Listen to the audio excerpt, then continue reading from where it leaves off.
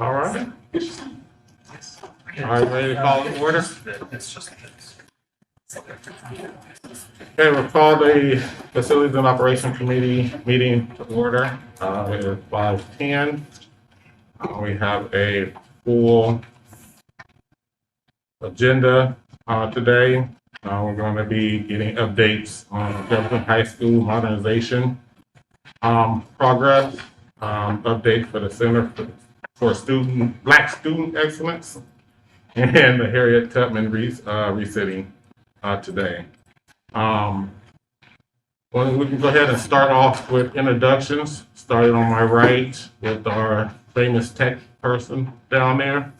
I'm Terry Proctor, Communications Department, doing multimedia for today's meeting. Any guess? Yeah. Brian Hshape, teacher at Hshape Middle School. Marina Cresswell, Senior Director, Office of Modernization. Steve Efros, Senior Project Manager in the Office of School Modernization. Keisha Locklear, Project Manager, LSM of Jefferson Project. David Main, Communications Manager for the Bond Program. Ayana Horn, Project Manager, OSM, Jefferson High School. Dan Young, Chief Operating Officer. Courtney Westling, Director of Government Relations. Julia Brim-Edwards, Board Member and Committee Member. Gary Hollins, Board Member and Committee Chair. And let's get those two in the back. Kirsten Cowan, the Real Estate Manager for PBS. Patrick Buck, Director of Projects and Construction and Facilities. Thank you. Irene McMahon, Cleveland Student Representative, as well as Student Rep-elect. Duncan MacArthur, Franklin Student Representative. Hi, Danny Ledesma, RESJ. Shanice Clark, Community Engagement. Roseanne Hall, Board Manager. Lydia Lopez Gamboa, Project Manager for the RESJ. Claire Hertz, Deputy Superintendent. Brendan Coonrod, Assistant Director, Student Transportation. Natasha Granis, Project Manager, Office of Operations. Eric Bradshaw, Executive Assistant, Board of Education. Awesome. Thank you. We have any? Dana, you want to introduce yourself? Sure. Dana White, Director of Planning and Real Estate for the district. And Ms. Fagan? Teresa Fagan, Facilities Project Manager. I want to change your voice setting or something. We have anyone else online? Can you repeat that? Teresa Fagan, Facilities Project Manager. Yeah. Thank you. We have anyone else online? Do you have Jackson Weinberg? He's Oh. also online. Jackson, you want to introduce yourself? Sure. Hi. Sorry I can't make it in person. I'm Jackson Weinberg. I'm student board member or student representative to the Board of Education. Awesome. All right. So today, like I said, we're going to be getting updates. This is really a kind of a watershed moment, especially for the Albina neighborhood, where we have three specific projects going on in this area. For years, there has been displacement from whether it's the freeway, Coliseum. There's been a lot of displacement of this neighborhood, and today we're on the cusp of being able to, really infuse almost over $500 million into this city, into this area. And for myself, and I don't speak for all my board members, colleagues, but this is really important to our community, especially for the African American community, and to be able to be front and center on this. Our goal is to really make sure that we are community driven in this process. We want to make sure that the community is a part of this project from beginning to end, from top to bottom, from construction to curriculum. And we want to make sure that that's the direction that we're moving in. And as we continue to improve on our outreach and our community engagement and our construction and all that things that historically we have been left out of. This is really a great moment that I'm really excited about, and I'm filled with joy that we are are really targeting and investing not just with our mouth but with our dollars, money into this neighborhood. So with that, I will turn it over to Dan to introduce the first agenda item. Thank you. Yeah, that's a great lead-in because that $500 million worth of capital investment really revolves around 3 projects. And we're going to highlight all 3 of those tonight. And we're going to start with a Jefferson High School modernization update. And so with that, I will turn it over to our Senior Director of Modernization, Marina Cress.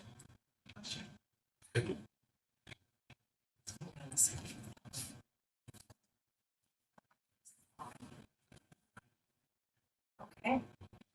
Sorry about the delay. I would actually like to ask my project team that's here today to introduce themselves first before we start the presentation.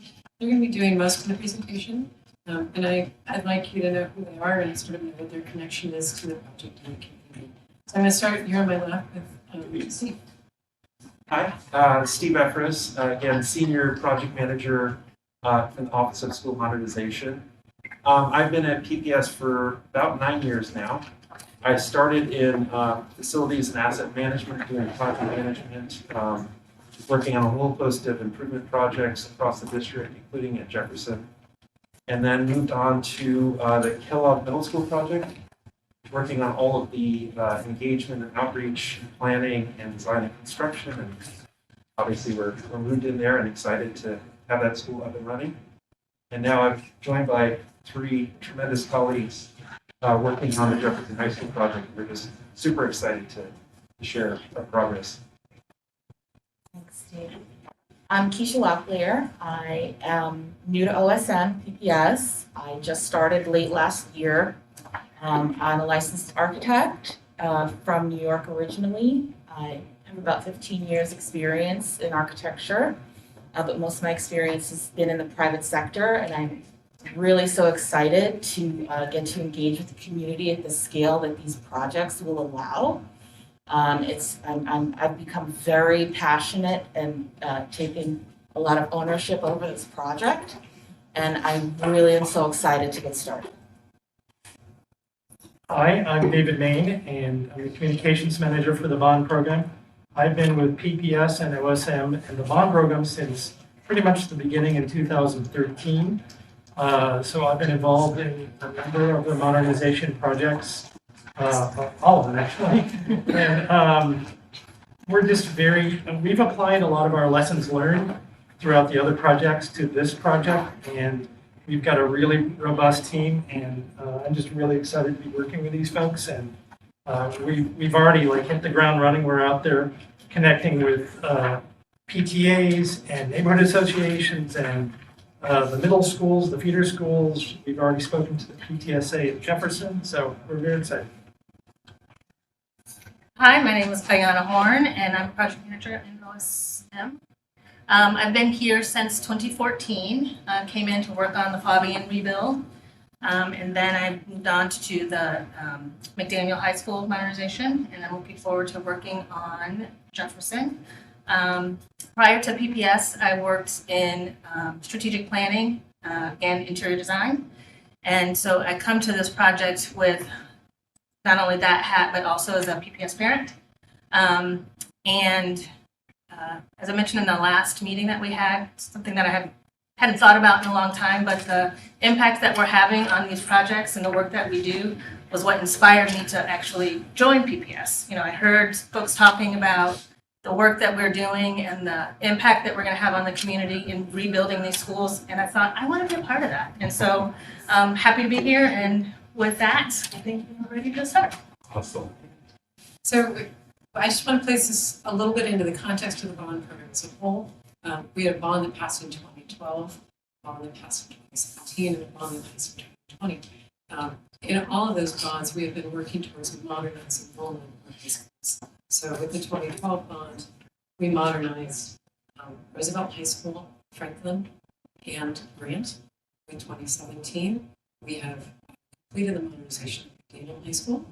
We are under construction for Lincoln High School and also for Benson Polytechnic, including the new multiple pathways to graduation building on campus.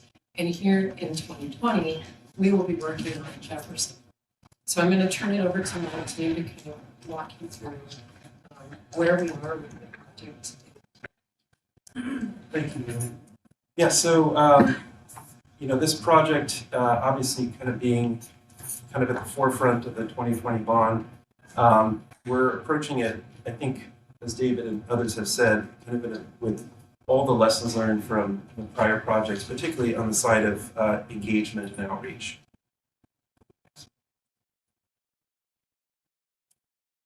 Oh, yeah.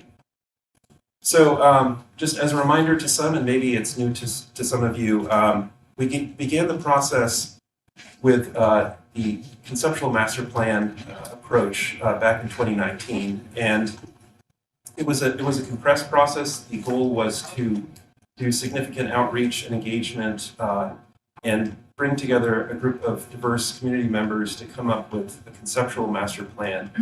And this is different from the comprehensive master planning approach that we're going to discuss in a few moments. But the primary goal of that process was to develop the scope and the budget for the Jefferson High School as it would appear on the 2020 bond. So, go to the next one.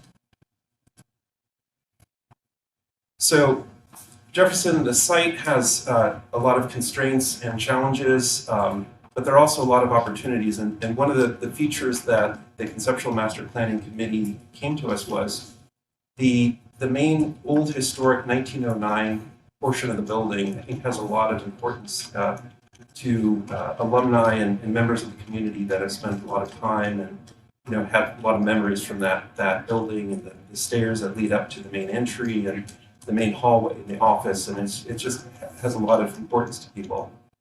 So that was, in that version of the conceptual master plan, that became kind of the core piece of the proposed concept. At the same time, the comprehensive master plan will use that as a starting point. So that's not the end of the process. The new engagement that will begin will reach out to a broader set of community members, and that group will actually be able to kind of make a whole set of decisions and goals and vision on their own.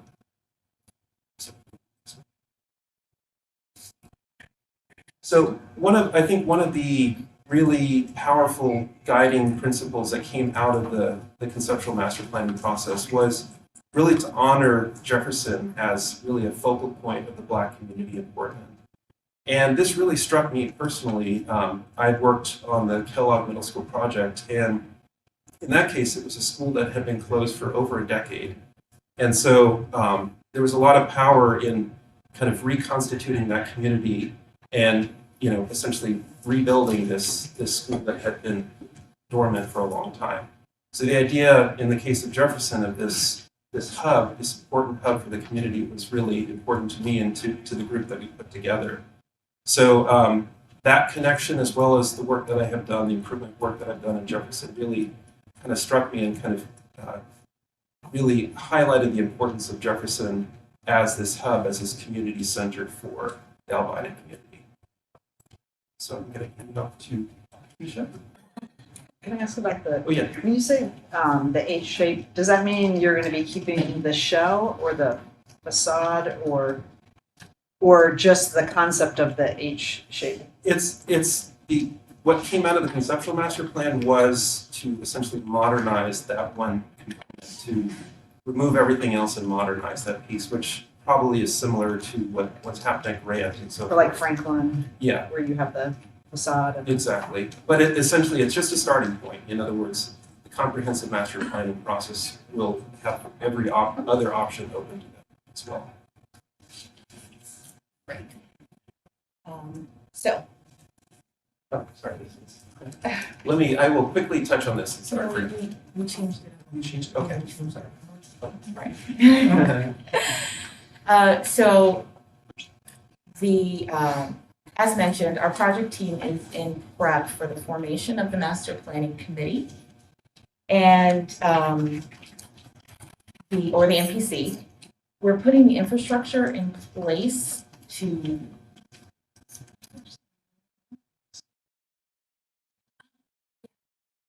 Nope.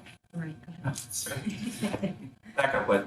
we've done several versions of the Yeah. presentations. We had to adjust for the meeting Monday and we shuffled some slides around, so sorry. So worries. very, very quickly, this is known, I think, to pretty much everyone, just to focus on the Jefferson High School program, which is obviously the main focus is the middle college connection with PCC, the health sciences and biotech connection, and obviously the renowned Jefferson Dancers program.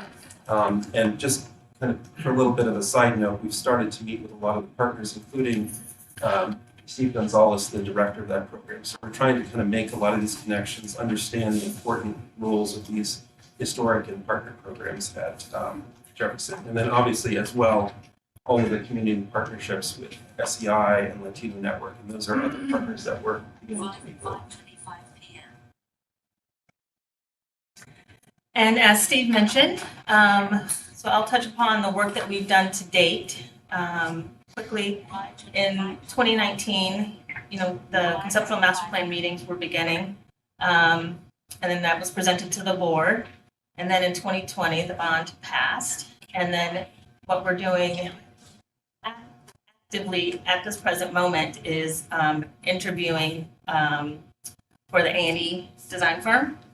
And while we've been excited about the project, Can you yes. use the acronyms? Oh, the architecture and engineering design firm. That was everybody ain't gonna know what that means. Yes, sorry. And RFP is request for proposal. There you go. And so in addition to doing those community one-on-ones, we are also interviewing for the design team presently. And I think that process has energized the team because it's about to be like real. We've been dreaming about Jefferson, we've been talking about Jefferson, but now the takeoff. We're at the takeoff. The rubber's about to hit the road. That's the word. Yeah. Oh, there's a question. And as for interviews, how are we kind of informing that decision based on like student views or like what kind of rubric are we using to decide who we want to work with? So there are several members on the panel, inclusive of members of the design team, OSM staff, community. There's a community member on the staff. On the panel. Am I missing anyone? Are you talking about the AE team? Are you talking about the AE team? AE team, the architecture and engineering team interviews you're asking Yeah. about? Yeah. So, because we don't have design team. We're all like architects and interior designers, so I'm sorry. Sorry. It's definitely possible that there are not design team members on the panel, correct? Yeah. I'm OSM team members. Yes, okay. We also do have one of the vice principals from Roosevelt High School. So we brought in someone from the education or military side. We reached out for a student representative, and Mr. Emmer was not able to find some time for the interviews. We had hoped to have a student on the interview, but we're not successful in doing that. We are super excited about our community member who's been part of the process, Richard Hunter, who is an alum of Jefferson, also very active in the community, participated in Conceptual master plan as well. And so we know that he's been bringing community member comments and concerns to the interviews. But it is a fairly structured process with a set of criteria that's laid out in the RFP. And then the interview questions that follow on the proposals follow the same criteria for the RFP. And we're happy to share more information about the RFP and the questions and something in the future. Yeah, definitely. Thank you. And then I think, Ayana, back to you. Yep, you're ahead. And then after that design team is selected, we will be continuing and probably increasing the community engagement, with the design team process. And so, let's see. And then the master planning committee will be formed, which Keisha will talk about. Those applications, I think, just went live today on the website. And then This project will also be doing monthly town hall meetings to further inform the community just on a more frequent basis than we've ever done in the past. And then the master plan will be presented to the board mid to late 2022, and then the DAG will be formed. Design advisory. Thank you. And I'm just curious, it's being built for 1,700, that's what we agreed to, right? And then are the students moving off-site? We do not currently have an off-site location for students to move if it is being constructed at the same time as the Cleveland Association. So I can't hear you, sorry. We don't currently have a place for them to move if it's being constructed at the same time as the Cleveland High School modernization, which we anticipate it will be based on the timeline of the bond measure and all those stuff that we talked through. So Cleveland would catch up with Jefferson? Yes.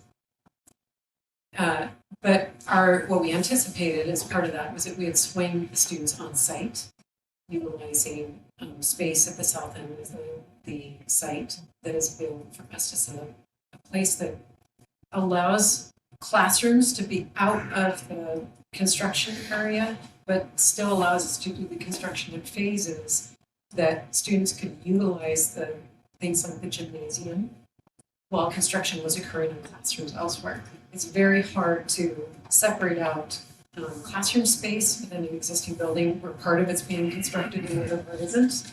So we really need them to be away from that space during the construction of classrooms. But we can separate out those separate buildings. The gymnasium is one separate. There's other spaces.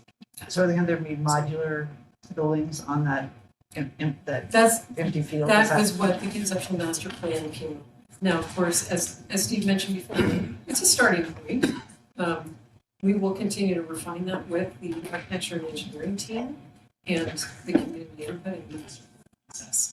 But question, why wouldn't we delay the Cleveland piece so that way the Jefferson kids can go to Marshall like a lot of other schools did? Those were decisions that were made prior to the bond measure. There was a significant amount of discussion over timing of those items. So at this point, the funding that is set aside for Cleveland would make it challenging.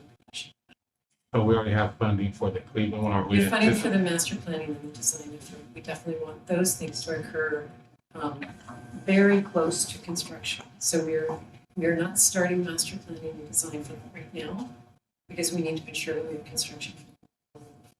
So that's going to be anticipating the next bond measure passing. So if it. Okay. Just kidding.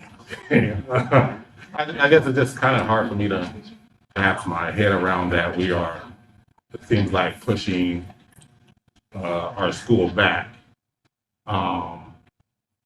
anticipating if something happens, right? Versus the we Cleveland. won't have the funding for the construction in time to push Cleveland. We won't have the construction. Can't hear you, sorry. We don't have construction funding in time to pull Cleveland forward. It needs to be. Yeah. But I guess the question, I think what you're trying to get at, or this is what I'm trying to understand, is like Jefferson's in the queue, why wouldn't they just get to go to Marshall? I mean, because the bond's already passed, we've approved it, and I know that we approved 20 million each for. Because Benson is there. There's timing between Benson and Cleveland that works out. There's no timing between Benson and Jefferson. Because Benson will still, because it's a 3-year project, they'll still be in commercial. 3 years. So essentially works that, I think it's the same, a little bit of a break, but when Benson vacates, then Cleveland would go into that facility. And so we have sequenced that work and estimated that work based upon that schedule. The one benefit that Jefferson has is compared to Cleveland Road Schools, a relatively small population. So housing them on site is easier for Jefferson I guess my question is that an ideal learning environment?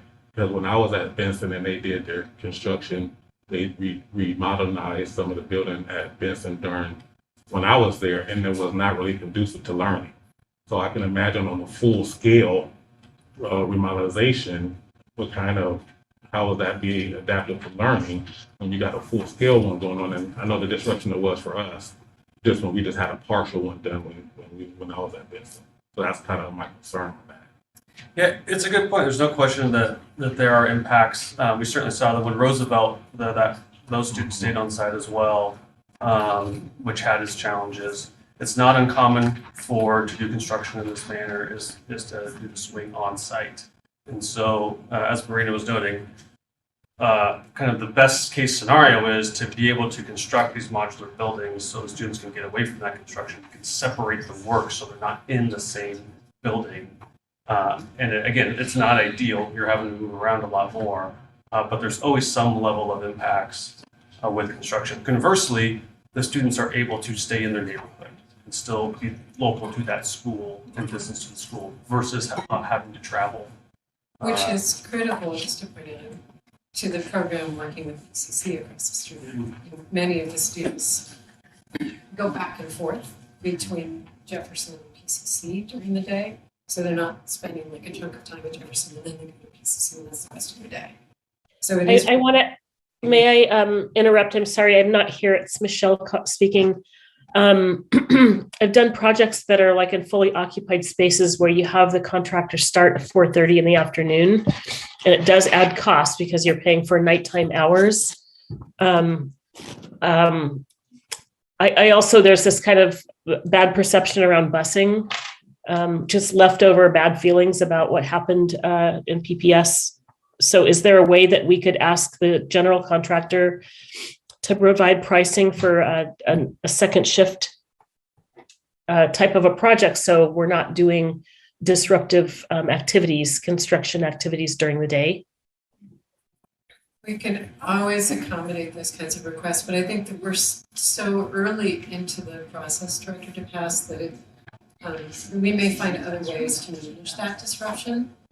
I think it's actually going to be very similar to what Lincoln is currently experiencing by being on site while construction is occurring next door, essentially. Is there also, could there be an arrangement worked out with PCC since the population is so low, where we take classroom space there? I know higher ed is suffering, from the pandemic, and I'm just curious if they might have some space on site there. That's a new idea that's worth exploring for sure. We'll definitely be looking into that. As far as community engagement, do teachers and are teachers and students aware that this is a thing? Yes, actually, if we can could we continue with the rest of our presentation? We do have some more information about community engagement in there as well, and then we can expand on that at the end. Okay. Alrighty, so like I mentioned before, we're in the preparation for forming the master planning committee, and we're putting infrastructure in place to support the MPC's advisory duties. Our project team has been working towards recruiting a diverse range of voices for the MPC, with the intention of creating a forum for complex discussion and dynamic work sessions. This committee will include students, teachers, parents, PPS staff, partner reps, and other vested members of Jefferson's community. While we understand the MPC does not give final approvals and that tasks rests with the board, the Master Planning Committee is an invaluable entity that works alongside the AET, the Architecture and Engineering team, PPS staff, and leadership, and will be essential in the creation of a new Jefferson High School. And David will give us a bit of detail on the format of our NPC recruitment and community engagement. Thank you. You're welcome. Thanks. In answer to what the gentleman on the end said, we have already sent out one sort of the project is launching email to the Jefferson community as well as all the feeder schools. We're going to be following that up with an email in the next couple of days that is specifically targeted toward recruitment on the Master Planning Committee. We are connecting to community organizations, to the PTSA's partner organizations. So we're doing a really broad-based approach to this. Community partner meetings, as you can see, we're reaching out to them as well. And the unique thing we're doing this time is monthly town hall meetings at Jefferson, but we are just tonight was speaking to some of the PTA leadership, and more than likely we'll be doing regular meetings with the local PTAs and the schools and any other community organization that has an interest or we can reach out to. We're very open to just being as broad focused as we can on this one. And if being part of the master planning committee obviously takes a commitment of time, it's like 7 months worth of time once a month, a meeting. So not everyone can fit that into their schedule. So we also, as part of these process, have public design workshops that typically happen on a Saturday morning, and it's about 3 hours, and it's another opportunity for just the general public to come in, meet with the design team. We do sort of design charrette exercises, and they get to basically talk about things that are important to them as part of the design. We also have set up a mailing list. Our website's been live for about a month, and we have people reaching out, part of the mailing list that we were keeping informed around that. So we certainly have a long way to go, but I think we've got a really enthusiastic team, and we're all we recognize what you said earlier, and we have the same passion, and we really want to knock this one out of the park. I'm talking about engagement, right? When we talk about student engagement, yes. One of the things that I learned in the last couple of days is that we go to the schools and maybe cut out a slot of time for students to actually have conversations with folks is really effective. I've been at Tubman Middle School for the last 2 days during their lunchtime, and we had almost 200 some kids over a course of 2 days giving input. We talk about the Tubman piece, but over the last 2 days, and they really want to be heard. Students really want to be heard, and they don't want to. It's going to be hard for them to do stuff on Saturdays or after school when they got sports and stuff. So I think looking at how do we do it during school hours as far as to getting that student engagement is something we probably really want to look at. Absolutely. We were actually just talking about that before this meeting of finding ways to make those kind of meetings happen. We do have a long history of strong student engagement, especially during the design process of our architecture and engineering teams. I think you'll find that they're very, very interested in having those conversations with students on student space and student time. And many of the teams that we're talking to right now in the interviews are talking about work that they've already been doing with students as part of their interest in educational design. And so they're very comfortable reaching out and having those conversations in a way that is really intended to center the students. So that would be great. That's a great pivot from when I was in school, because we didn't get that. We didn't get community engagement when they were going to do Benson. All we came one day, next day they was tearing stuff down. So and I don't know how it has been since then, but want to make sure that like I said, when I was talking to the kids at Tubman, that communication hadn't been there as far as for them, right? So we move on. Just want to make sure we keep them centered and make sure we talk to them directly. And just to let you know, there were dozens of students on the design advisory committee for Benson. So we want this to be student focused. Yeah. Just like in case there's barriers for participation or student participation. What? Oh. Never mind. Just in case there's barriers for student participation, have you guys like considered like a stipend or something? Just like anybody can participate and people are even like kind of encouraged to get into it, even though they might not feel like they're really, qualified and they can kind of learn from that process? Or has that not been considered? We don't traditionally do stipends. It can be challenging. Okay. But we are also looking at ways to remove those barriers. Okay. And you guys, I'm sorry, you guys are so early into this process, but I was wondering during town hall meetings, are we providing like accommodations like food and childcare for community members? Yeah. And then I was also wondering, is the MPC like kind of a regular thing that we've been doing with previous modernization projects? Okay, thank you. Ooh, wait, sorry. I have one more question. Will we have members from like past MPCs that have kind of seen where their work has gone on this MPC? Or is that not something that's been considered? I know it's something different, but like, Typically, they're very community focused. Okay.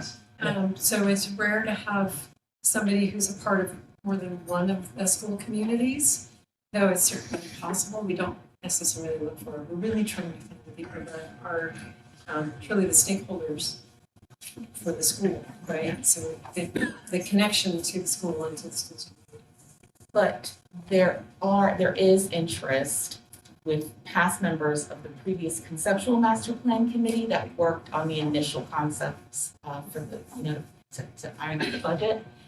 And we already have a couple of people who have signed up for our mailing list who were from that conceptual master planning committee. So there will be that legacy knowledge of that experience to bring to the table for some of those community members.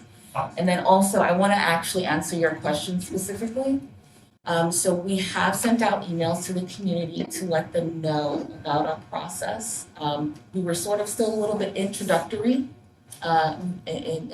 even more introductory than we are now when we sent the email out, but just to let the community know that the project was getting up to speed and we will, in the next day or two, probably tomorrow, be sending out email letting them know, to inviting them to apply. We just got our applications back from translations yesterday.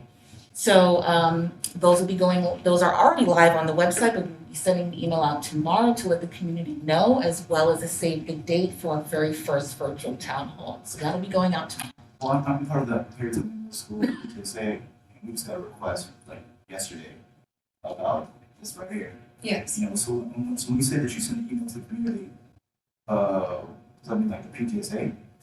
No, all of the parents. If you were a parent, the community's a lot of emails. It's not just one. It's not like community at Harrington Middle School, right? So how do you compile those emails?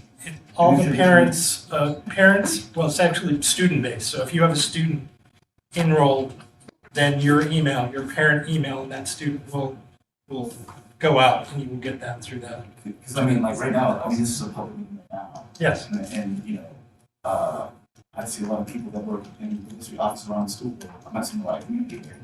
Like I'm part of the community. I'm very tough middle school, I'm a teacher, and a parent that gives them PBS. I'm seeing some students here too. And once again, like we don't have, I mean Mr. Hollins knows, I just had a full day coming here and like, I'm really thinking that the people that are actually spend time and come to me have to live in the same kind of like me, right? And the thing is, like, the cross section that you're asking me to get, is that actually right for the community? I don't think it does. Well, that's why we are reaching out individually as our project team to every possible community partner that we could think of, which is why you were reached out to as to your PTSA organization was reached out to by David to organize a meeting, because we're doing sort of little mini versions of this presentation to various members of the community who agree to meet with us. So hopefully they're available. We weren't able to get onto the agenda for tomorrow's meeting. Yeah. We tell them that we're going to set up a separate meeting with the school, come out, and we're more than happy to meet with individual groups. And if you have connections to folks who feel I'm the secretary, so. Yeah. But Right. like I said, Yeah. going back to the question I asked before, if the bottom line is public schools, and there's teachers and students in the schools, and like I said, I think that the first thing we would do before anything is to let those folks know what's going on. But this has been the thing that happens with people on the ground. When all these things are happening, they're like, we have no clue about what's going on. And all of a sudden, my college other part is like, when I see this list right here, this doesn't look like community engagement. This looks like you're checking a box. And once in a while, I'm just like, you're gonna reach a certain cross section of people, and you're gonna actually miss a whole bunch of people who actually are stakeholders. They might not have the time or the bandwidth to participate in that. Well, hopefully when we connect with your organization, honestly, we really look forward to the type of feedback that you're giving us right now to kind of fill in the gaps of information that we need filling in. So we really look forward to interacting with you, your organization, and others like you who probably have similar feelings. And just what that looks like on a smaller scale is like we'll go to PTA meetings, but also the morning coffees, the teas, the anything that people want to invite us to, we're more than happy to come. So this list is the beginning of what we're open to doing. You know, we're gonna do tabling, we're gonna be at weekend events, we're gonna be at soccer games and basketball games and football games. Like we're gonna be invested in the community, participating in the events that the community is participating in. All right. So I'm gonna just have one last suggestion, and I don't know if you guys agree with this, but as far as getting students involved, I don't know, maybe we can do some extra credit. Just a thought. That's one of the suggestions that came up yesterday. Extra credit. All right, so let's move on. For the sake of time, let's go ahead and move. Go ahead. And this is probably like a meager offering, but DSC does have a representative from Jefferson, and if you guys ever wanted to come to a meeting and talk with us, we'd love to engage the community that way too. So definitely speak to us. yeah, we'd love to come and see you guys. Yeah. Awesome. And the other thing we're doing is we're also trying to reach out to like middle school and younger kids because they're the ones that are going to be living in this space more. So we've started that process as well. All right.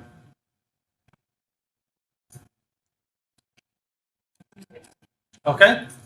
I think we're moving on to our next topic. Yes. And that is an update on the Center for Black Student Excellence. And so I believe I'm turning it over to Dave. Hi, everyone. So I think we have a slide deck for one. So good evening, Chair and members of the committee.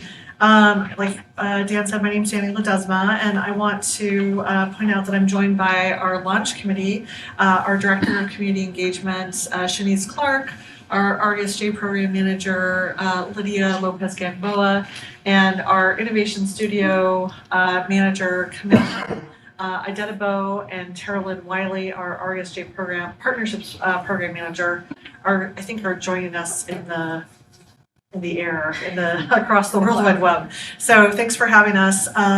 We are really a small and growing team who have been shepherding this important district initiative to date, and it is really thrilling work. So tonight we'd like to provide you with a brief update that includes some grounding, a review of kind of the aspirations for the Center for Black Student Excellence, and then give you more information about sort of where we are and where we'd like to be in the next few months. So as a reminder, I'm going to take you back 2 years ago in 2020. PPS, our board, and a coalition of community members in the wake of a racial reckoning received widespread support for the renewal of our general obligation bond. And many say it is because of the efforts and the proposal for a Center for Black Student Excellence. So we were really fortunate to be able to build off of the tremendous work of Albina Vision Trust and their vision for a Center for Black Excellence. I want to make sure that we're being clear about the distinction. We are really thrilled that our community continues to rally around Black children, and that together we're envisioning a Center for Black Student Excellence that centers the experience of Black students and families and hopes to promote opportunities and outcomes worthy of the potential of our Black students, of their excellence. So on the next slide, if you'll recall, there was $60 million approved for the 2020 bond. You'll notice that 60 million was approved to move the initiative at least through a first phase of construction and implementation. But, I want to point out that our community and staff also insisted on a large amount of funding to ensure that this doesn't become just like a hollow edifice, but really consists of the best strategies and talent working together across the district, shoulder to shoulder with community leaders, organizations, students, and families to engage in an innovation design practice to surface both the best educational strategies implemented by talented and supported leaders and educators in partnership with community organizations, coupled with the state of the art facilities that are conducive to learning. So I have a question about specifically about that.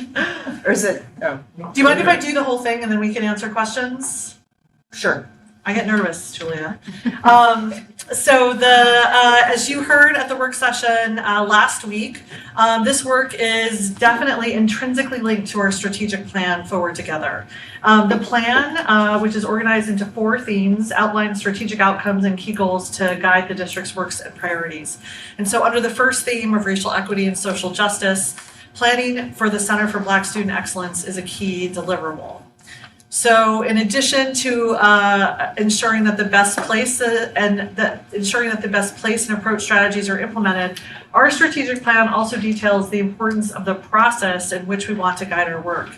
So the 3 goals associated with this key outcome are as follows. We really want to make sure that we have a plan for engagement and how we're going to be working with stakeholders. We want to make sure that that engagement process produces a community co-constructed vision and mission and a comprehensive plan that outlines educational outcomes, partnerships, needs and development for physical spaces, oversight and responsibility. And lastly, we want to make sure that we're creating and implementing a plan to hire, train, and promote educators and others who reflect the cultural and racial diversity of our student demographics. So the next map really is our way to sort of talk about the web of stakeholders that we're really fortunate to be able to work with around this. If you look at the center, we have a Center for Black Student Excellence in the middle, but you'll notice that we're so fortunate in our community that we have such a wide range and diversity of stakeholders, all with commitment and skin in the game, if you will, around wanting to make sure that this is a success.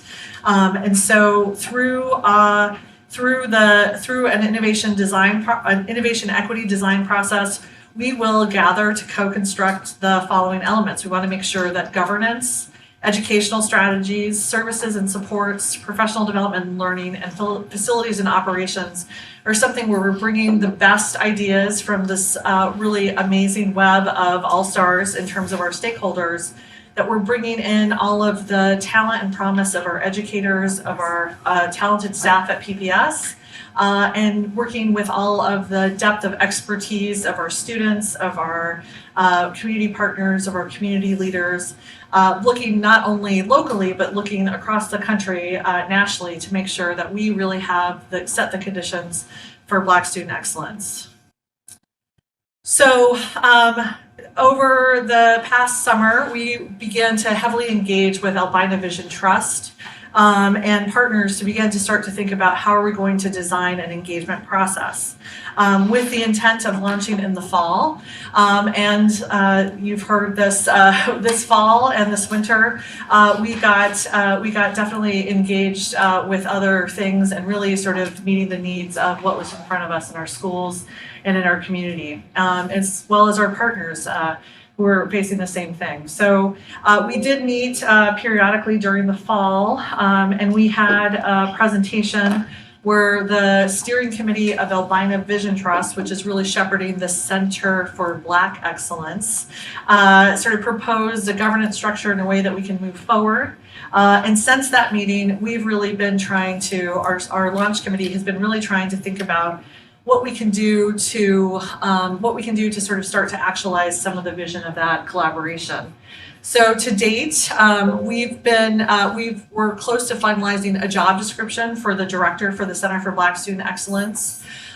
This position will play a key leadership role in convening internal and external stakeholders, in being the sort of the primary leader who interfaces with the steering committee of the Center for Black Excellence, and who really is, if you'll imagine, a great orchestra director, someone who has the ability to convene folks, to bring out the best ideas, who understands really good and robust community and stakeholder engagement processes, and has the ability to build and maintain trust of our many stakeholders in our community. So we're really excited about releasing that. Right now, we've asked our partners at Albina Vision Trust to give us some feedback. And when I say our partners at Albina Vision Trust, I want to be clear that their steering committee is made up of many of our partners of culturally specific organizations. They're the leaders of folks. And so we're getting feedback as we speak about that. The other thing that we're working on is a draft.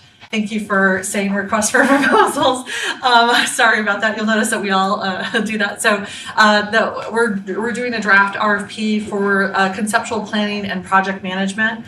This is where we want to make sure that this RFP has all of the elements of our values and commitment to innovative equity design, so that we can really have a robust engagement process that leads to plans that really capture all of the promise and excitement of what this could be. And then we have done internal engagement and stakeholder mapping. I think one of our next steps, if we go to the next slide, is that we now want to do more around internal engagement. As you know, our school leaders, our school staff have been highly engaged over the last 2 months, and really sort of focusing on and making sure that schools and students are safe and learning. And so we've been wanting to wait until folks have a little bit more bandwidth to be able to do more engagement around this. But there is quite a bit of excitement around the possibility of being engaged. We also will be doing our director recruitment and hiring. We'll release the RFP for design. And then we'll continue to do relationship building with the Center for Black Excellence and the ABT steering committee, where it talks about doing some longer retreats so that we can really make sure that both internally and externally we're aligned and thinking about practices and engagements that really produce the best ideas and collaboration. The other thing I want to mention is that under the leadership of our Senior Director of Professional Learning, Loretta Benjamin Samuels, and a key group of folks, we are looking at trying to create a deeper set of initiatives and strategies to really not only hire and recruit, but to retain talented administrators and staff of color. And so we want to make sure that we're taking the best of this initiative and making sure that it's helping to inform and be informed by the Center for Black Student Excellence Planning. And you'll notice that probably the next time we come before you, we'll list a lot more. We're really excited about thinking about how we can make sure that across all of the academic and instructional initiatives that we do have this open set of communication and collaboration, so that we are really bringing the best of all of our planning and talent to the effort. This summer, we're hoping to begin to launch the results of the RFP through a design process, and we'll hopefully have that outline and the timeline ready for it by then. During that, we're hoping to also have a really robust plan for student and family engagement. And then we'll continue to engage our SUN and our RHJ partners. You heard a little bit about how the Jefferson team is engaging with Latino Network and SEI, or Self Enhancement Inc. Those are our RSJ partners at Jefferson, and so we have a pretty big, robust group of over 20 organizations that we work with, who are culturally specific. And then we'll be further along in our plan for our racial equity centered pipeline initiative. And so hopefully a lot of the supports that come out of the ideas for supports and recruitment and retention that come out of that can also be informed and inform the Center for Black Student Excellence. That is the end of the slides. Open for questions. Thanks for letting me get through that. Can you go back one slide? So the Racial Equity Center Pipeline Initiative, that's that Wallace grant that we received. That's right. Right. So, but that's separate from this, make sure I get it right, the Center for Black Students, right?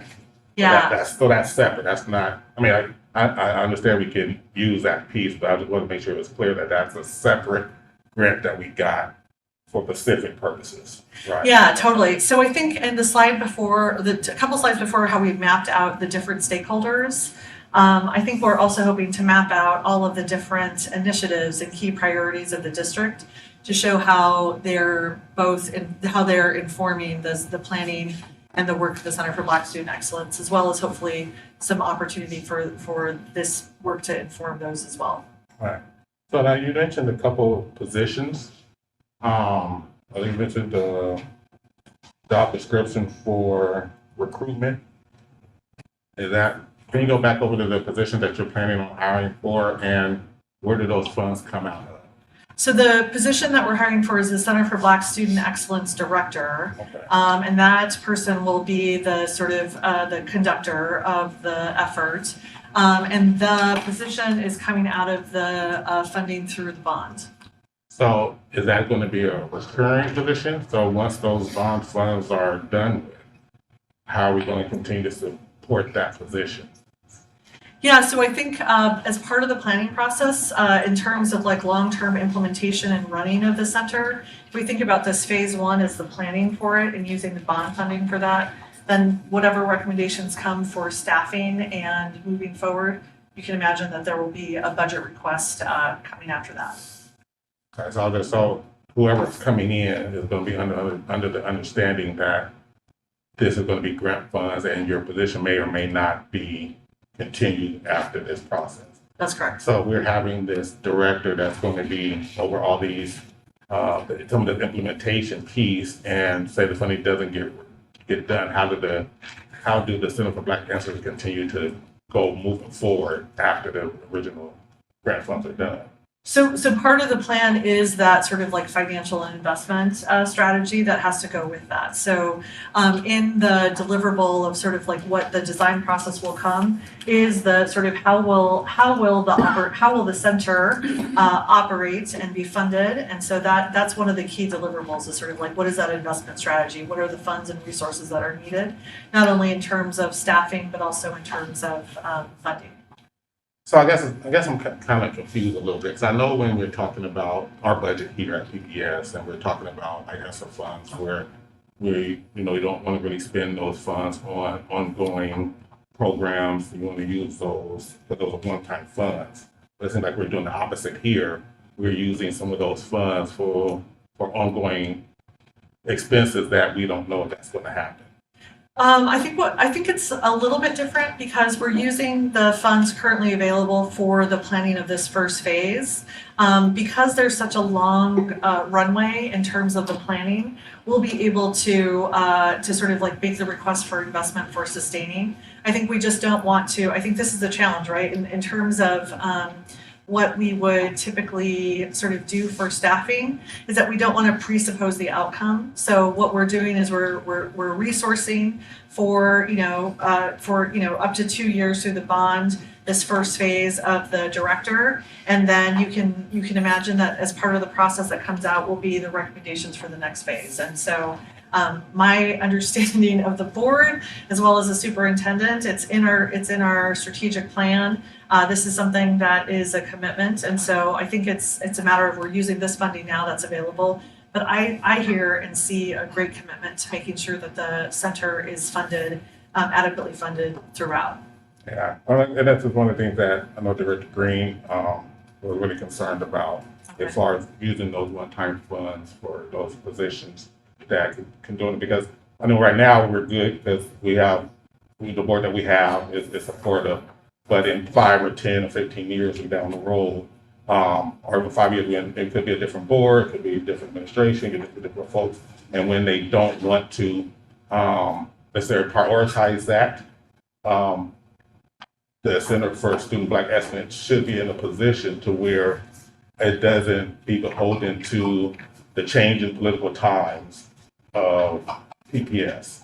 And so I think as we're moving forward, we need to make sure that the Center for Student Black Excellence is in the hands of the community and not necessarily the district, because of the political winds can shift, right? Or budget drops, whatever happens. It needs to be in a position to where it's self-sustaining outside the purview of budgetary items with CPS. I think we need to make sure when we think about how we're spending and what we're doing, we're looking at that as well. So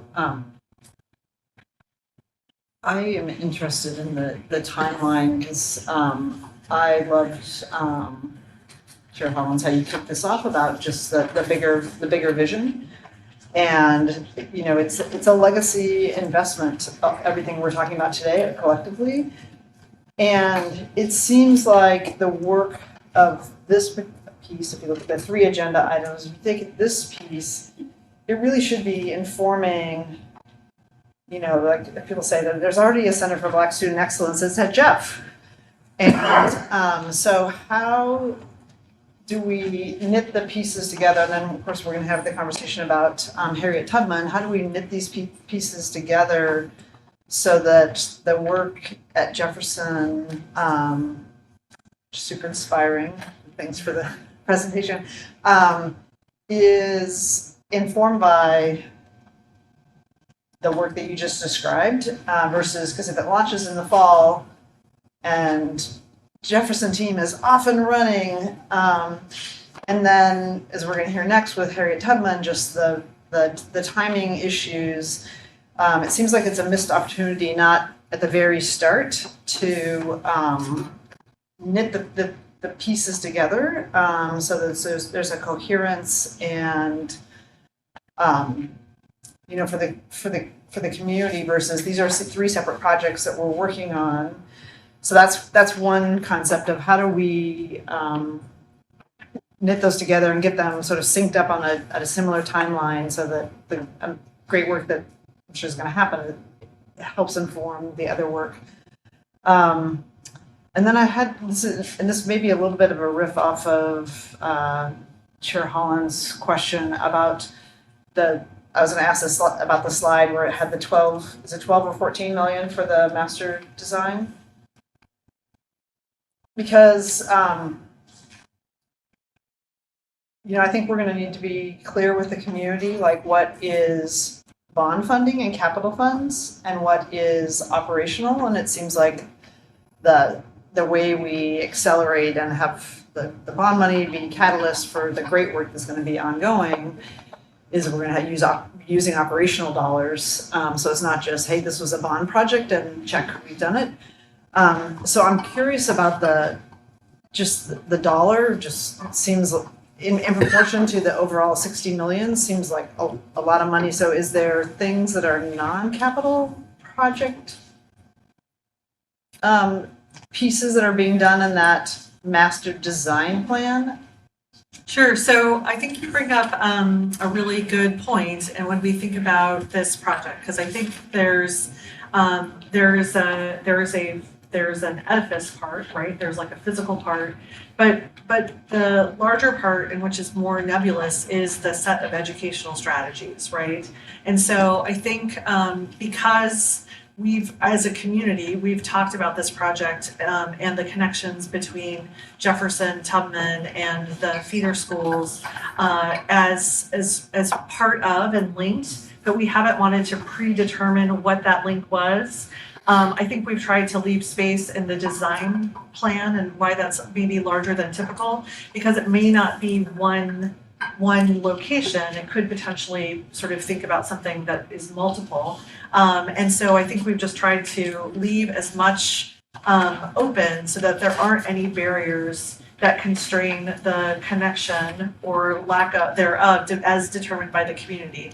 So I think we've said, and our partners have, and community has agreed that there is a link we don't want to sort of predetermine what that link means or what that is until we've had a chance to relationship build and go through that process. And we know that there is a great opportunity through the bond to be able to think about how it gets grounded in place. And the larger work, the larger commitment, our strategic plan, and sort of where we're going on the instructional place is around a set of approaches and strategies for deep learning. And so I think that's the other place that we want to make sure that we're not forgetting in this work. Yeah, I guess I'm just thinking, like, we have $400 million that's going to be like on its way, and I know from Dan's timelines that it's moving, and so like it's not after like you get lost in the fall that there's going to be an opportunity to change a lot of things. So it's like how do we not miss the opportunity to use that 12 million with 14 million? Sorry, I can't say it, to really inform that work and how they connect together, not just the programming, because otherwise then it will like deeply inform the remaining 40. Sorry, I can't see. Is that 42? But the 400 million will be on its way, and it just, like I say, it seems if we can look at like how do you overlay these timelines and really stitch them together so it's actually one initiative, not 3 agenda items. It's like how I would think about it. And I guess I also look at, to me, I'd be interested in hearing, so this is a facilities and operations staff, so we're hearing from facilities people, but understanding how the ongoing investment, gets to goal number 3, because we can build beautiful buildings, which I think we're going to do. But if the magic and the investments and things happening inside the buildings, isn't coordinated or funded, then you just have beautiful buildings. Yeah. So I hear your anxiety, and I think that we operate from that place of sort of wanting to make sure that this is that we're really seizing every opportunity and every connection. And I think we're going in with that approach. I think that we want to make sure that we're collaborating as much as possible, that we're recognizing that there are some timelines and some hard constraints around funding and around location that are not necessarily ideal. And I think that we have incredibly brilliant teams, both internally and externally, that will help us get there. And so, I think that that's just kind of at the place where we are. I don't have a detailed answer of how they will all be connected, because we've really wanted to hold true to that co-construction, to that value of co-construction.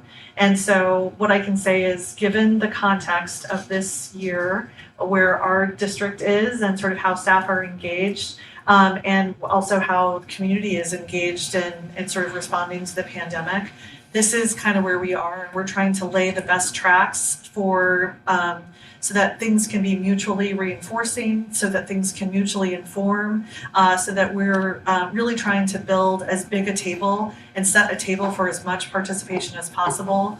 I think we want to make sure that we're, I say this all the time, a bigger party is a better party.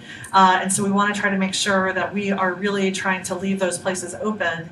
And, there are communities across the country, in our own community, we've got a lot of leadership through ABT who are really focused in on innovation and human-centered design or human equity-centered design. And I think at some point we have to let the process come through. And, I hear I'm anxiety ridden, and so I stay up late thinking about all these things too.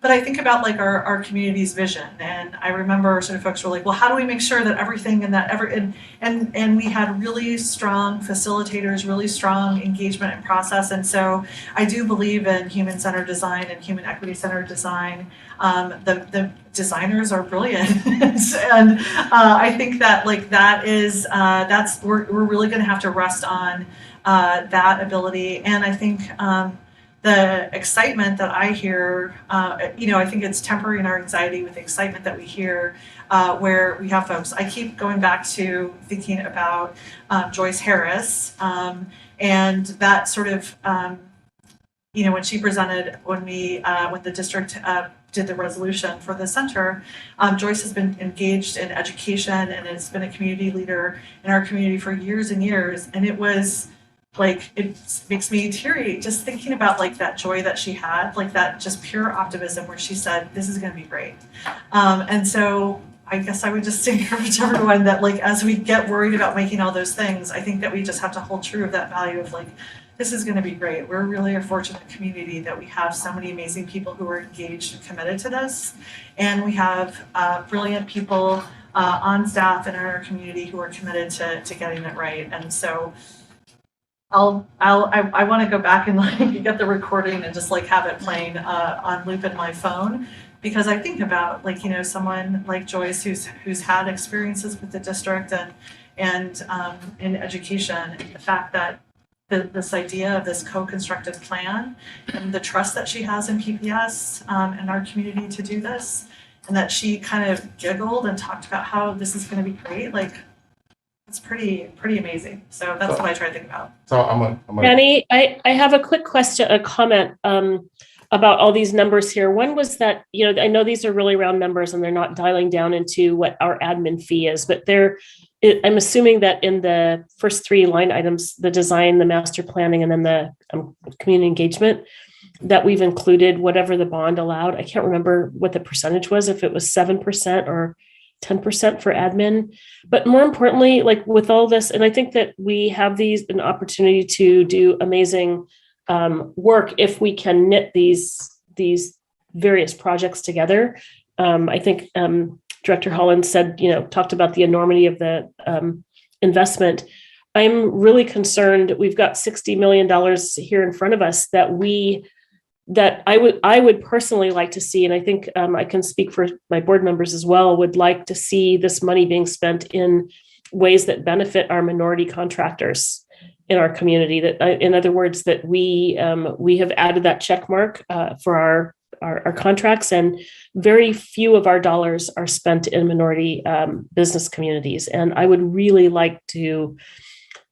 I'd like to hear a commitment from the district to spending money in ways that economically empower Black and Brown communities, particularly because, we spend a lot of money here, construction firms and all of the, the designers and architects and engineers. And I would really like us to dig deep and find a way to contract. We have public contracts in town that have 80-something% utilization rates. I would say that from Colas Construction is a good one to highlight. So I'd like us to be, at the end of the day, proud of where we spent our dollars, not just that we have a building and a plan and a director, but that we have economically empowered our minority contracting community. Yeah, thanks for bringing that up. That is definitely a goal and a commitment from staff on the launch team. We've talked about everything from, not only the staff being reflective, but also the RFP organizations and how we write into our RFPs. And, I've got a lot of history at the district and in other places in making sure that we do meet those thresholds. We're also through Claire and Alberto and Dan's leadership, we're bringing in NAMAC to specifically sort of work with the district to try to sort of reach our aspirations around that. And certainly, I think the win isn't a building, right? The win is an approach and a physical embodiment of that approach that meets our aspirations. And we've got a pretty tall order, and I think that everyone that's been committed to this and who's excited about that take that responsibility to meet that aspiration very seriously. And I just add, so you talked about Miss Joyce Harris, and we call her Mama Joyce. And when you mentioned her optimism at the resolution piece. And I talked with her a lot of times. And you know, that optimism came with a lot of skepticism. You know, so I want to make sure we're clear on that. And you know, the trust that you mentioned that she had with PPS, I don't know if that's as accurate as you say. You know, in talking with her, she has a lot of reservations when it comes to PPS. You know, the PPS historically hasn't been kind to African American population. So I just want to make sure we're putting the right information out there. You know, when we talk about, especially when we're talking about our elders in the community. So we have one question here, and then we'll move on to the next one. We are in the Blanchard building, right? And so, and actually my comment or question pertains to this. So it's my understanding, I want to make sure that I'm accurate, is that eventually the Albina Vision Trust is meant to buy this building out of the ESC. Is that true? I mean, They have the right, they have the right of first offer if we sell it. So the Center for Black Student Excellence, this is my narrative, I'm talking about that. So eventually, if the BESC gets bought by Albina Vision Trust, $15 million that it is, the Center for Black Student Excellence, at some point, maybe this is a question for you too, that Harry Tubman Middle School will actually be housed here. I mean, once again, this is what I'm hearing, this is what I've heard. So I want to be clear. So the Albina Vision Trust, they're working on the Center for Black Excellence. And so right now we're not presupposing any outcome on the Center for Black Student Excellence because we haven't had that conversation. So the Center for Black Excellence and the Center for Black Student Excellence are linked. They are linked and separate. Okay, so the BESC. So that piece we're actually going to get into in the next agenda item. As far as the Tubman relocation. How did you place in either one of those places? Well, that's what we're going to get into. That's the next agenda. Yeah, we're going to get into that. Gotcha. Yes. I'm so sorry, drag this on. I did have a question about, maybe it's the next slide, where you show the director position. Yeah. Both of these slides actually, but the other one, yeah. Because I think I was coming here, you know, just really hoping to get like some more information about like logistics, right? So I think I just want to get a little bit of clarity on this director of CPSC. And like, especially after hearing the concerns over, you know, like how it's going to use up budget funds and everything like that, if it's a paid position. But I really wanted to know if that person is meant to help you define what the CBSC is, or like I'm just trying to understand like what that person is actually going to do, and then what you're going to be asking for in the draft RFP. Sure. So the job, I want to be really clear that no one single individual will define the Center for Black Student Excellence. Or just help, I'm saying, like help define what it is, not define. I think that position is really, think of that as someone who's like coordinating and convening, right? They're setting the table so that the discussions and the collaboration can happen so that definition becomes clear. They're helping to sort of negotiate between the different perspectives and sort of coming up with something that, you know, sort of helping to build consensus around that. The RFP for the design process is for an outside facilitator to design that sort of engagement, large-scale engagement, to be able to have the conversations. That includes both some recommendations for external and internal engagement and sort of how they all sort of like come together. Okay. Good. Are you wondering how those two things will impact the Jefferson? Yes. So, well, just the CBSC period, like you were saying, right? Like they're linked in all documentation I've ever read about the two. So so that's why I'm just so curious about, you know, what that position will do, what the RFP is asking for. How it informs your work. Correct. Yeah. We talked at our committee about sort of wanting to connect with you to sort of like talk about the job description and the RFP and to sort of think about like, well, how do we do that sort of like next next level of collaboration between. We just know that you've been super busy with getting your own RFPs out. So that's on our list of things to do. And of course, I think we're trying to set as big a table as possible. And so we want that to both help inform and be informed by the Jefferson process. And with the concept planning and project RFP piece, could that not be done with the wealth of knowledge that we have with ABT and the community that's already here?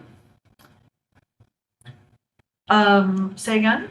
So with the concept planning and project management piece, RFP that you're going out for, could that not be done with the community that we have here? We talk about consisting of ABT and all the other community partners. Could that not be done in that phase as opposed to hiring an outside firm to come and do that? In our conversations with both staff and partners, that sort of like the need to be resourced to be able to do that has been something that's there. The RFP doesn't presuppose any type of sort of mix of what that looks like.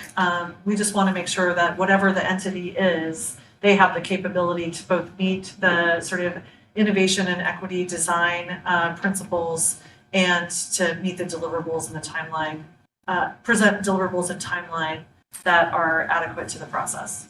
So maybe this is definitely, we for sure need some collaboration because, we're in the middle of interviewing our AE teams for the RFP, and they have amazing partners on board for community engagement, people like co-locate and things like that.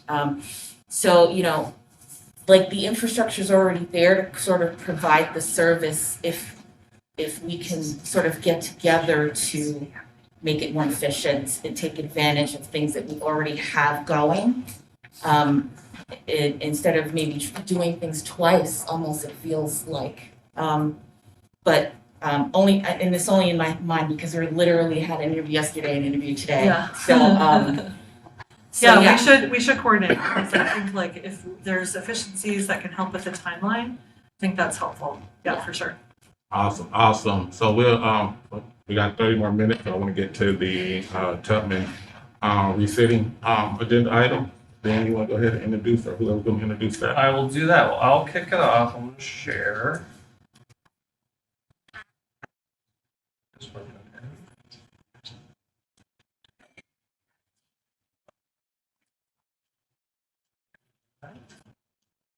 All right. So our last item, just showing this here, everyone should be familiar with this, seen it a few times. This is our very high level general plan, what we're, our milestones and work plan we're following to try and get to a selection of a final site.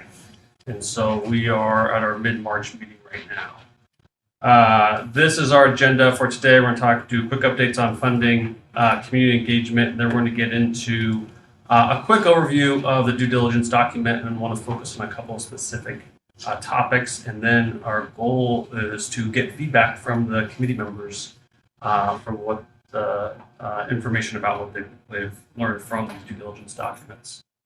So I will click the next slide. And for a funding update, Courtney is going to provide that. Yeah, so obviously we've been talking a lot about a relocation of Tubman, but it was all hinging on whether or not we were going to get any money from the state for the project. And successfully, 2 weeks ago, we did. And so we're very grateful to the governor's office, to the legislature for understanding the importance of this move. It's obviously, anytime you're moving a school or students, it's clunky, but it's really exciting that this is a really unprecedented move by the state. So it's just, it's exciting and there's a lot to do. So we got 120 million for the project. That'll, get direct deposited at some point. I'm just kidding. Obviously don't do it that way, but we were really clear, once the board and district made the decision not to move, to replace an existing school or displace an existing school, we were really clear with legislative leadership about that. And that was very helpful in getting this funding request approved. So just want to call that out because that was a really important point that was made by our community, and we heard loud and clear that was something that they didn't want to see happen. So I think it was also helpful in achieving or securing the funds. So that's my short spiel. Very good. Any questions? Was King even ever considered? Because like to me it seems like, I mean, y'all, with the first meeting we had, everything was on the table. So was King really being considered? So it wasn't just King specifically. It was I understand that, but once again, King is the one that ended up like. Well, that's just the one that talked the loudest. Because, you know, the community rose up. Right. But all our schools. They didn't want to be displaced. Yeah, all our schools But was the an concerns option. Every time middle school would be displaced. So you see what I mean? So like, I mean, y'all said everything was on the table, which means everything's on the table. Nothing was set in stone. So why did King get the impression that somehow that was the final like destination that to? They call him rise up like that. I think it, you know, I'm making a guess, but it was the first in-person meeting we had was at that school. So I mean, you know, we can all guess, but we're not replacing a school, so. Community engagement, because once again, if you engage the community properly, they want to assume that that was going to be a place. And we say that everything after that first meeting, everything's on the table, and we do it out like that, it causes panic about any place to be considered with everything. You know, like, that's kind of, you know, that's one of those things where also people hear this thing, and you know, it may not be true, but people react to it. And it doesn't come back to you like in various bunch of different ways. But anyways. Okay, any other questions about funding? All right, we're going to move on, and Shanice is going to give us a quick update on community. So we really hope to have a process that's designed around making sure the most impacted folks can participate in this process when we're thinking about this decision. And so we were able to really think about what that looks like and having a community support or recommendation that goes to staff who will then bring that to our board. But we want to use the next 6 weeks and now until April to really make sure we're initiating and continuing to build connections with staff, students, and community members and our partners. And Harriet Tubman in the feeder schools that connect to it are really who we want to center.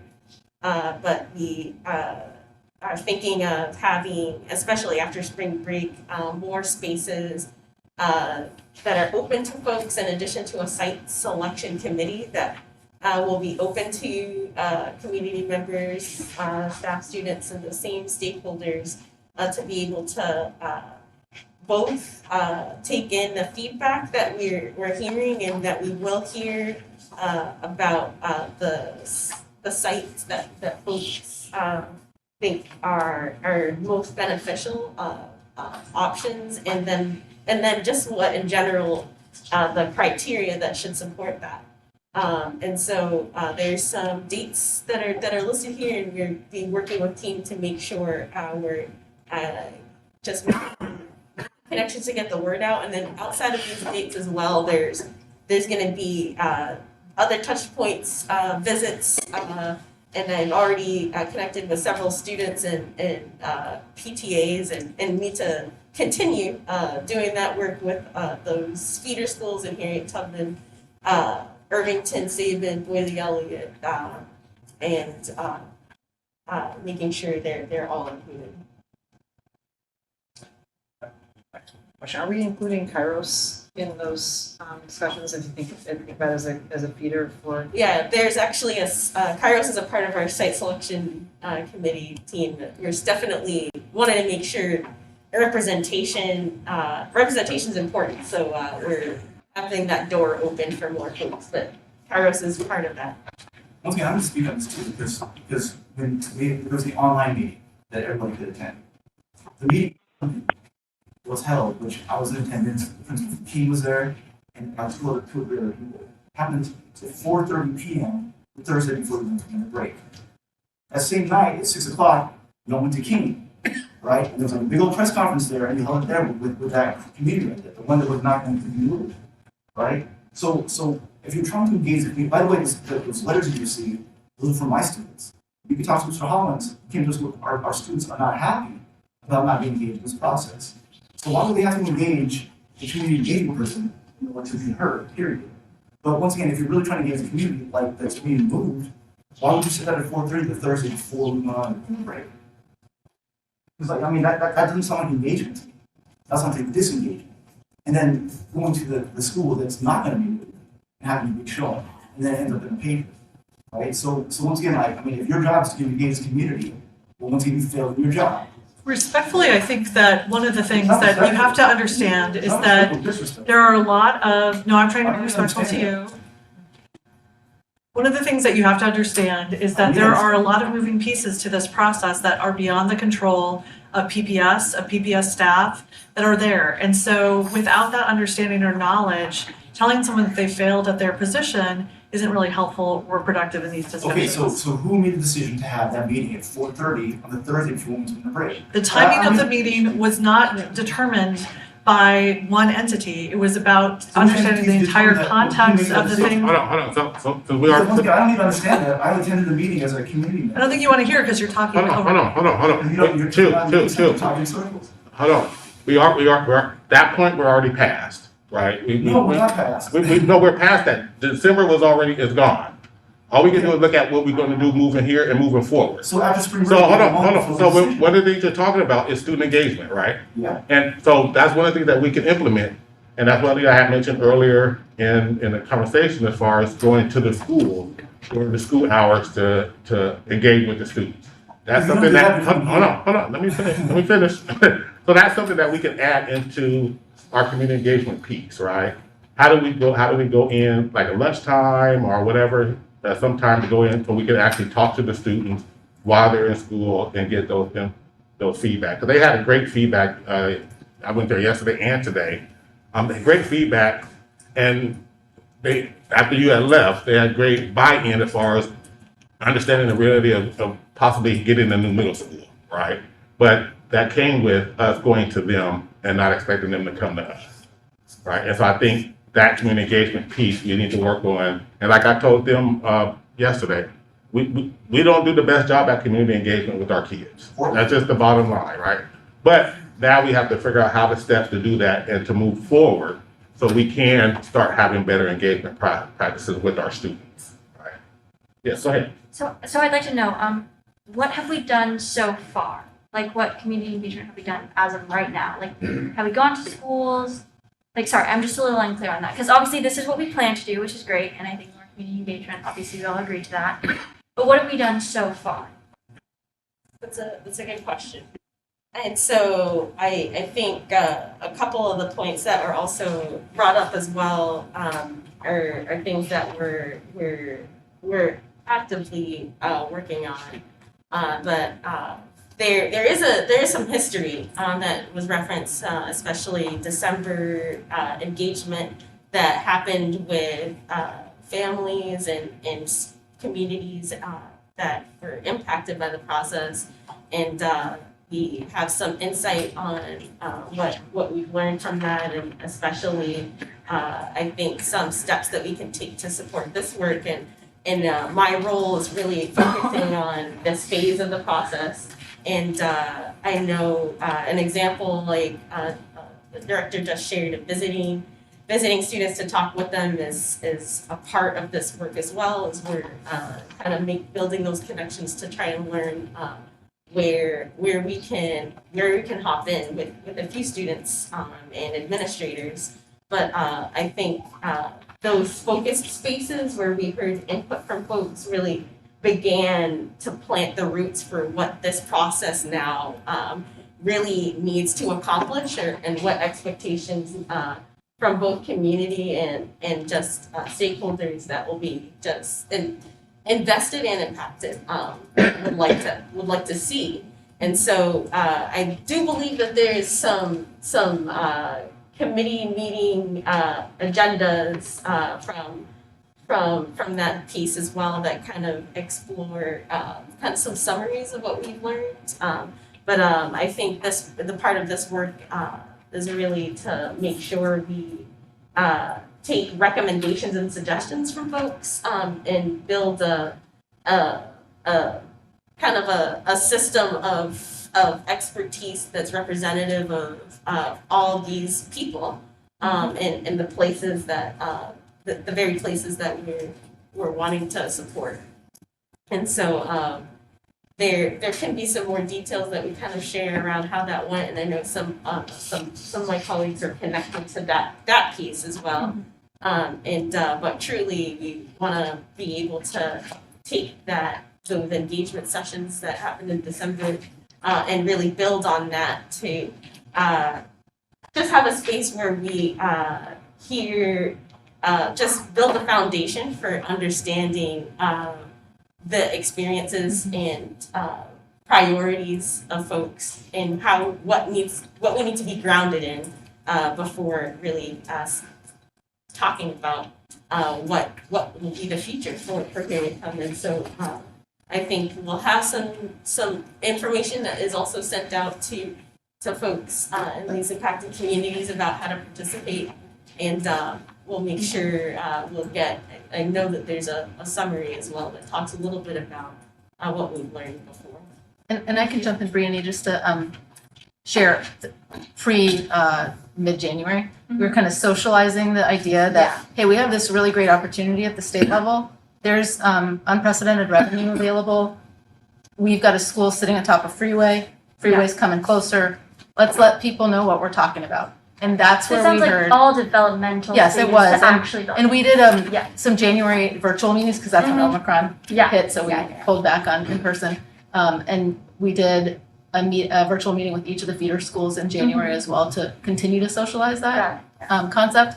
And that's where we continued to hear, we don't want our school displaced. Yeah, got it. Wait, And then Tubman or Keene? Call the feeder schools. The feeder schools. Yeah. And then Mr. I'd love to talk to you actually. So have you had conversations in your classrooms with students about, yes. And as to that, like, do you think in person is the best way to move forward with? Yes. Okay. Makes sense. So I want to know, moving forward, how can we as a group here help facilitate that? You know, like I said, if you look, here we go again, right? It's just we get back to the freeway. Yeah. Right? So it's the inconvenience of time. Well, I mean, like when's the decision coming out? Is it gonna be first when you actually talk about the site? I think April 25th is kind of the deadline that we're looking to make it. Okay, so Dan, you know, when will you announce that this is the site that's been chosen? So what we're looking for is to have a decision somewhere around the end of April or in May. Okay, so we get back from spring break, what, like right around May or April, right? So that only means like a month. So within that month when we get back into school, how is the Tubman community going to be engaged? And by the way, the school's already set, right? Like for the PPS sites, there's already 5 that have been started, according to the criteria that you set out, correct? So what we have is, and what we'll see further here is, we started with like 20-some sites or whatever. And we slowly started to, so yeah, we can do that. What we got, Shanice, do you, okay if we move on or? Okay, let's go through so you can see what the sites we're talking about. Okay. Well, actually, before we get to this, so we are going to get into the due diligence report, but we did want to provide an update on the I-5 project itself. ODOT has given us some updated information that we're still having dialogue with them about what exactly, how to quantify the impacts of this updated information. So that's not in the report. It'll be in the next version of the report. But we want to talk about it here today so people are aware of it. And so Patrick LaBeouf is going to give us an update. Hi, Patrick LaBeouf, Director of Projects and Construction and Facilities. I'll try and be succinct on this so we can get to the sites. So just a quick summary of the schedule and the scope of ODOT that we know about today. As you know, the schedule that's been circulated in the due diligence report, ODOT's targeted the summer of 2027 to start the freeway expansion, which they call the viaduct. And that's the date or the time that we've been working back from on the schedule to have a new site selected and built, ready to go. So to move kids away from the site into the new building. ODOT has revised their schedule and accelerated their schedule to now start in the summer, fall of 2026. So we're going from a compressed schedule to an even more compressed schedule. And, you know, that's got implications, it's got impacts. So maybe a swing site's going to be needed for the target students. Or maybe we can accelerate the design and site selection, design, and construction of the new site, if we can get to that. So I don't know, Patrick, if this is your question for you or for Dan, but like, they can just do that? It's a good question. And this is some of the issues that we've been having when we talk about ODOT and PPS and what we have control over and what we don't have control over.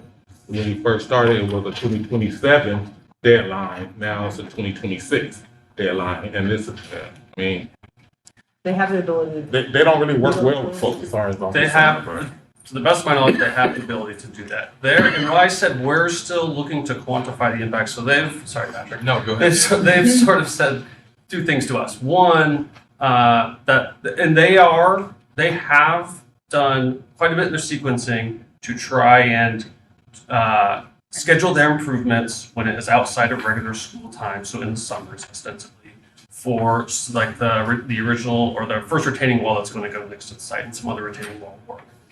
But the viaduct is what's going to be happening during the school day, regular school hours, and it's going to be right up against the property line.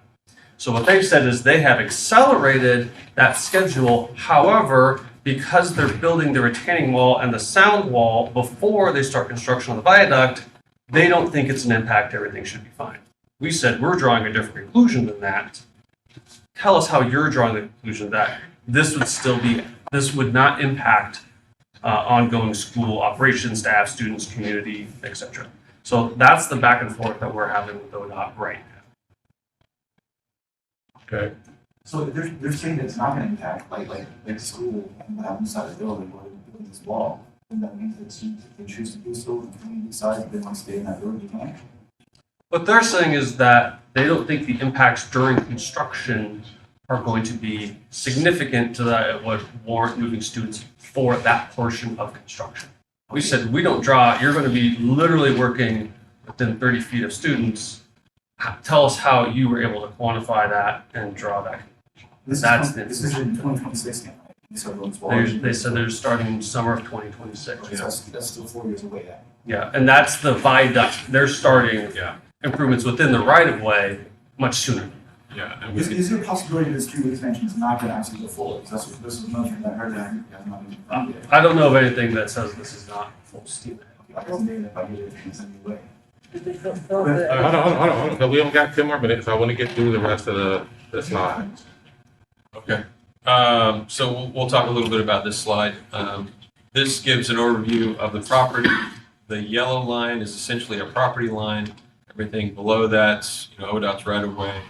The blue and the purple colors are the areas that ODOT would like to acquisition, the right of way work area that they'd like to acquisition from us. The 28-foot distance is the distance to the future retaining wall and sound wall. So that little dashed black line is going to be that new retaining wall. If we can move on to the next.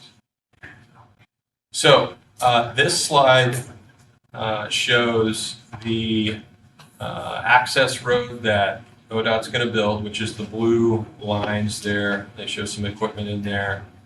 You can see how close it is to our building. This time frame of work starts in 2025, summer of 2025, and summer of 2026. So what ODOT proposes to do is build that retaining wall and sound wall over the summers when the building is unoccupied.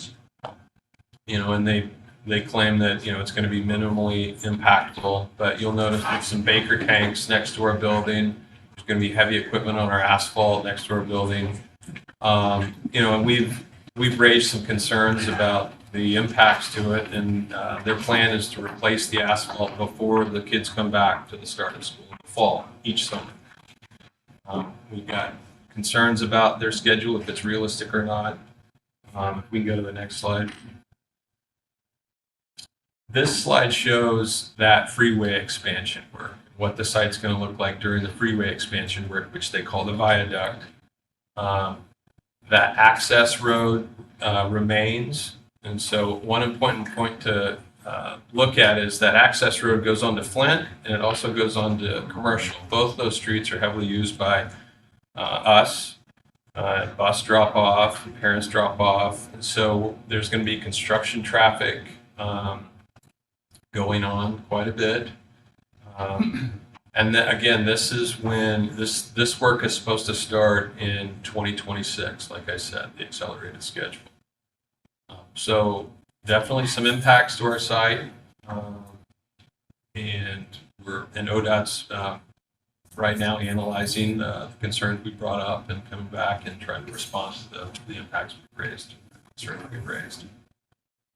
All right, very much. Is that it? I think we have one more slide. Kind of lists some of the impacts and concerns that we've identified as we've been reviewing it.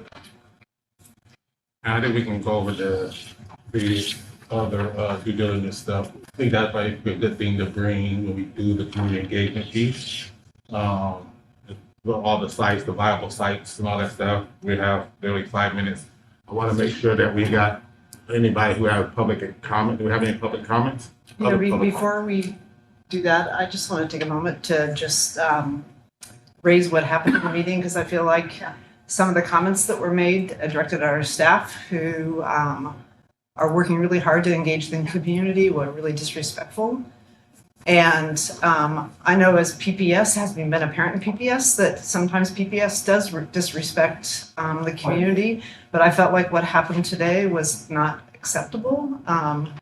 Because making a judgment about how somebody does their job, and I think staff has really tried hard to work within this project. So I'm disappointed, and I hope that you think about when you make your comments, the impact it has on our staff's ability to do their job.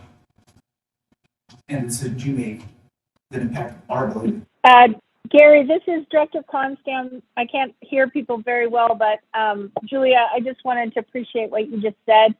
I had just tuned in by phone, and I completely agree with you, and this is a really complex process, and I just want to appreciate what you said, and our public engagement team has really come a long way, and I think it's working well with the community these days, which is not to say that there can't always be more to do or more people to connect with. But Julie, I appreciate your comments. I also heard she say that she would be taking feedback and to continue to improve and refine, so. Do we have any other public comments? Yeah, once again, I mean. Hold on. Do we have any other public comments? Because that's online. Is Carol doing that? She's on. Carol, the one who has the public comments. Do we have any of that? We do not have public comments. No. Okay. All right. So we got 4 minutes left. Any other last comments from staff first? That we want to ask any other questions regarding Tubman? Dates? Well, I'll call out, so our next deliverable, obviously there's community engagement that's going to be happening over the next several weeks. We're looking to produce the next version of the due diligence document with more detail around the viable sites. So if there's any board feedback about sites that specifically see more viable or less viable, I'm happy if you sent that information directly to me. If there was other specific information that you were hoping to learn about these potentially viable sites, that would be helpful for us. So we've got a handful of weeks. We do have limited resources, but we want to be able to provide more detail, more information about what the viable sites, so we can get closer to that final decision. Okay. Any other questions, concerns? Do you have anything else you want to say before we leave? We never came back to actually the thing about the Stanford Black High students, whether or not they're housed in that spot. That has not been determined yet. Has not been determined. Has not been determined yet. Okay. The other thing was that, once again, when you get back in April from break, there's like less than a month before you actually announce the site. So how are you engaging in that time? That's what we're working on now. Okay, but once again. We had dates up there. I understand that. Okay, so I'm answering your question. You had dates up there. Those are some of the dates that we're going to be using for community engagement. Okay. Do you think that's the proper timeline? That's the dates. That's the dates that we're using. It doesn't matter what I think or what my opinion is. Those are the dates that we're using. Okay, so maybe that would be a question for the community specialist, yeah. Once again, we have a timeline. We have a timeline that's not our timeline. It's ODOT's timeline. So that might be something you want to direct to ODOT. No. As far as extending their timeline, because if they move their timeline on us, we have to move our timeline up. So you want me to engage with ODOT? Yeah, you're a taxpayer, right? That's your right. That's your responsibility to, just like I do. Right, but. So yes, I do want you to engage with ODOT. I want the students to engage with ODOT. Yes. That's a dead end, as you said before. That's a dead end school yesterday. Those are our options. Now, whether they're good options or not is irrelevant. I mean, once again, ODOT's going to do what they want to do. That's what you said. Mm-hmm. So why would I engage with them if they can do what they want to do? Because we have no control over that. Okay, but we do have control over how we engage. And once again, our community engagement would be the dates that we have. Okay. Right. Those are the dates. Those are the community engagement. Students, do you think that timeline is actually an appropriate timeline? Once again, that's not their. I understand. I do kind of have something to say. Go ahead. Well, I don't know. I don't know that much about this, but I know as a student at Franklin and going to middle school, just in PPS my whole entire life, that I have felt like some of the time when changes are made, I'm not consulted, or it's hard to be like I didn't know that the district student council was a thing for a while until I kind of figured it out myself.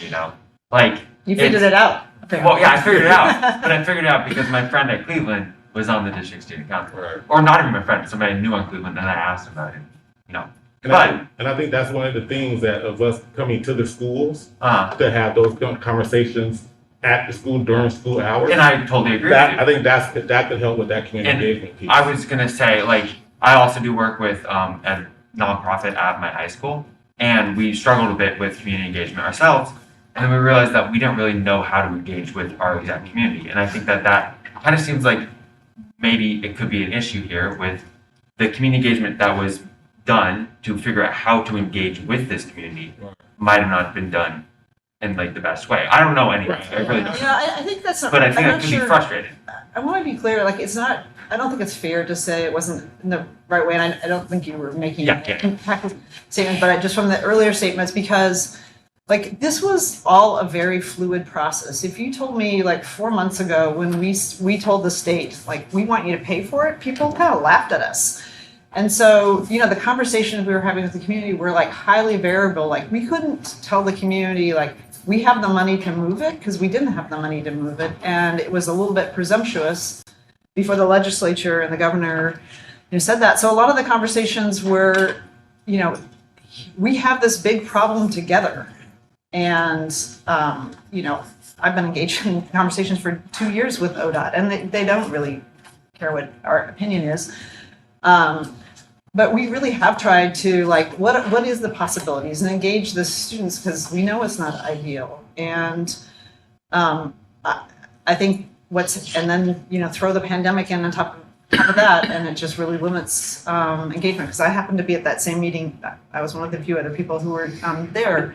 But I think we have an opportunity, and to Chair Holland's comments of like to be forward looking and we're going to do the best we can. I think really appreciate the suggestions that you guys have given to better engage the students, and we have parents to engage as well in the process. And part of it's just like it's a huge shift, and they're going to be hard conversations because there's not an easy site.